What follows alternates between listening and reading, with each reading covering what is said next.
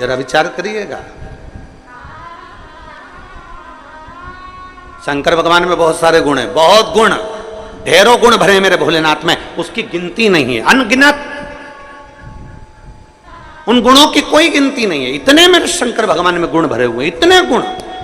कोई दूसरे देव हो ना तो उनके गुणों की गिनती करी जा सकती है, इन्होंने ये करा, इन्होंने ये गुण धारण करा, इन्होंने ये गुण धारण करा। शंकर भगवान के अनगिनत गुण हैं जिसका वर्णन नहीं किया जा सकता, पर उसमें से जो 5 गुण हैं वो श्रेष्ठ है।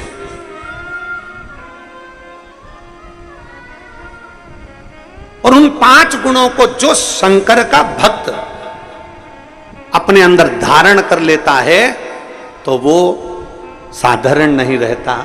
समझ लेना, शिव का कोई भक्त शंकर भगवान के 26 गुणों में से, मूल में से 5 गुण श्रेष्ठ अपने अंदर धारण कर लेता है तो समझ लेना कि शिव का एक अंश उसके अंदर विराजमान हो गया, वो शंकर का एक स्वरूप ही हो जाए। एक लोटा जल चढ़ाने वाला शंकर के मंदिर जाने वाली मेरी बहन, शंकर के मंदिर जाने वाला मेरा जीजा, शंकर के मंदिर जाने वाली मेरी बेटी, शंकर के मंदिर जाने वाले मेरे बेटा, शंकर के मंदिर जाने वाले मेरे बेटा बेटियां, मेरी माता, मेरे भाई, मेरे बंधु जो शिव के मंदिर जा रहे हैं, उनके अंदर ये 5 गुण के अगर दर्शन हो जाएं, ये 5 गुण के लक्षण तुम्हें नजर आ जाएं तो समझ लेना कि शंकर इनके अंदर धीरे धीरे प्रवेश कर गया। 5 गुण शंकर भगवान, गुण तो बहुत हैं पर उसमें से 5 गुण छांटे हैं जो भगवान शंकर के भक्त के अंदर धीरे धीरे आते चले जाते हैं। पहला गुण है शांत। पहला गुण है शांत, शांत रहना। घर में विवाद भी हो रहा है ना तो भी थोड़ा शांति से स्मरण करा के, कोई बात नहीं बेटा, हो गया ना, बात खत्म करो। ए बेटा, बहू ने बोल दिया ना, बात खत्म करो। बहू बेटे ने बोल दिया ना बेटा, बात खत्म करो, समाप्त करो बात को। पहला गुण, जल चढ़ाने वाले को अगर शंकर की भक्ति करने वाले के पास ये 5 गुण का दर्शन हो जाए तो समझ लेना कहीं शिव की इस पे कृपा हो गई। पहला गुण है शांत रहना। हमने देखा है पहले के समय में जब शिव महापुराण की कथा लोग नहीं सुनते थे, उसके पहले जरा देखना घर में कितना विवाद होता था, पर धीरे धीरे 2 बजे से 5 बजे, 1 बजे से 4 बजे तक लोग जब टीवी के सामने कथा सुनते हैं तब एकदम मौन और शांत हो जाते हैं, विवाद को पीछे हटाने का प्रयास करते हैं। पहले तो पानी की बाल्टी नल पे लगाने पर,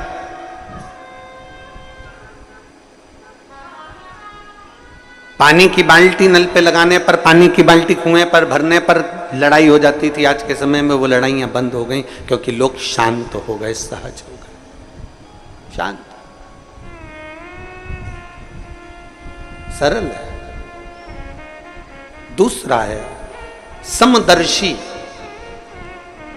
समदर्शी, शिव का जो भक्त होता है ना, शंकर भगवान का जो गुण है, 5 गुण जो हमने छाटे हैं भगवान शंकर के, गुण तो बहुत है पर उसमें से जो छाटा गया दूसरे नंबर का है समदर्शी।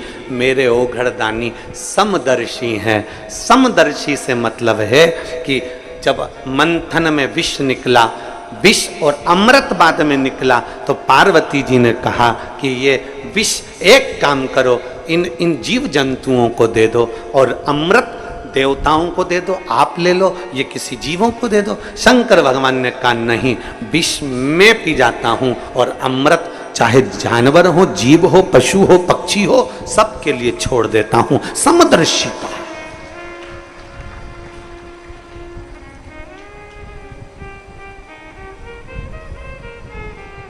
एक समदर्शिता मेरे शंकर भगवान की दृष्टि है। कुबेर ने एक बार भोजन भंडारा रख दिया। कुबेर ने एक बार अपने घर में बहुत बड़ा आयोजन रख दिया और कुबेर ने सबको निमंत्रण दिया, सबको निमंत्रण।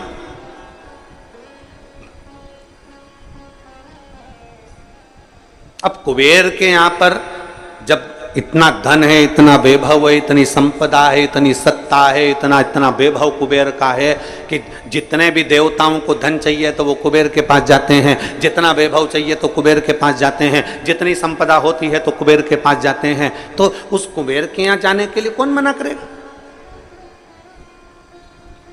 कुबेर के यहां जाने को कौन मना करेगा? सारे देवताओं ने तैयारी कर ली कि हमें कुबेर के यहां जाना है, सब कुबेर के यहां जाने लगे। देवर्षि नारद को लगा कि कुबेर ने सबको बुलाया, भगवान शिव को भी निमंत्रण दिया, शंकर भगवान को भी निमंत्रण दिया, पर कुबेर के यहां शिव आखिर पहुंचे नहीं, शंकर नहीं गए।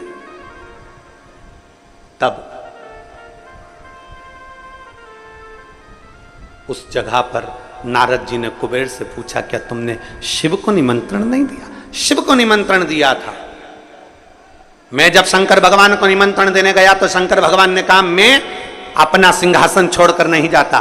शंकर भगवान कहते हैं, मैं अपना धाम छोड़कर नहीं जाता। शंकर भगवान कहते हैं, मैं अपना लोक छोड़कर नहीं जाता। इसलिए शंकर भगवान ने कह दिया कि मैं अपने बेटे गणेश जी को भोजन करने भेज दूंगा, मैं अपने पुत्र गणेश को भोजन करने भेजूंगा। तो मैं कुबेर, मेरे यहां सारे देवता आ रहे हैं तो शंकर भगवान नहीं आएंगे तो क्या हुआ? और उनने कहा गणेश को भेज देंगे। ऐसे छोटे से गणेश को तो मैं कहीं पे भी बिठाकर भोजन करा दूंगा, उसमें मेरा क्या जाना। कुबेर ने जब अहम के शब्द कहे, कुबेर ने जब अहंकार की वाणी बोली, तब भगवान नारद जी ने कहा, अब तुम गणेश जी को भोजन ही करा लो। गणेश जी भोजन करने बैठे, कुबेर के भंडार में जितना अन्न था वो पूरा समाप्त कर दिया गणेश जी ने, पूरा अन्न।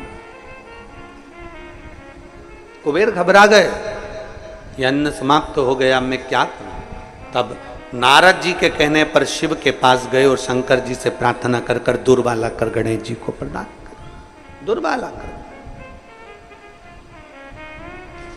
समदर्शिता, शंकर भगवान का जो हमने गुणों में से 5 गुण लिया, समदर्शिता। मेरे शंकर भगवान क्या, कोई अमीर नहीं, कोई गरीब नहीं। मेरे शंकर भगवान क्या, कोई बड़ा नहीं, कोई छोटा नहीं। उसके लाखों दीवाने, बड़े से बड़े, उसके चरणों में कंकड़ माटी से पड़े, उसके चरणों में कंकड़ माटी से पड़े। करोड़पति भी है तो मेरे महाकाल राजा के चरणों में झुकता है, और गरीबड़ा भी है तो मेरे महाकाल राजा के चरणों में झुकता है। कोई धनपति होगा अपने घर का, पर मेरे महाकाल के चरणों में वो उसका मस्तक हमेशा झुका रहता है। कोई गरीब भी है तो मेरे महाकाल के चरणों में झुकता रहता है। बोल बम का नारा है। गरीब भी है, अमीर भी है। शंकर देखो, बहुत सारे देवताओं को लोगों ने बांट लिया। कोई कहता है कि नारायण अमीरों के देवता हो गए, कोई ने कह दिया देवी जी इनकी देवता हो गई, कोई ने कह दिया ठाकुर जी श्री जी बाबा इनके देवता हो गए, कोई ने कह दिया दत्त भगवान इनके देवता हो गए, कोई ने कह दिया ये भगवान उनके देवता हो गए, कोई ने कह दिया वो भगवान उनके देवता हो गए। केवल एक बचते हैं तो भोलेनाथ बचते हैं। तो किसी ने कहा ये शंकर जी किसके देवता हैं, तो किसी ने कहा शंकर जी किसके देव हैं, तो भगवान शंकर तो बैठे रह गए। देव ऋषि नारद ने कह दिया ये देव देवों के भी देव महादेव हैं, सबके देव हैं, सबके ये देव महादेव हैं, सबके देव हैं, गरीब अमीर। और आप लोग कभी अंदाजा लगाएं, छत्तीसगढ़ में, छत्तीसगढ़ के आदिवासी क्षेत्रों में, या हमारे इधर मध्य प्रदेश के आदिवासी क्षेत्रों में, या गुजरात के आदिवासी क्षेत्रों में, या झारखंड के आदिवासी क्षेत्रों में, इन क्षेत्रों में जाकर देखिए,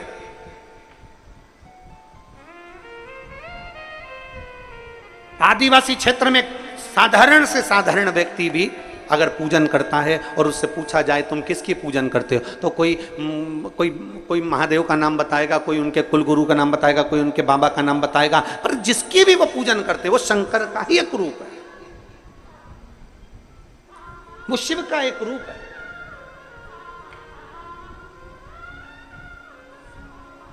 समदर्शी है मेरे भोले बाबा, गरीब अमीर सब उसके अपने एक जैसे मेरे भोलेनाथ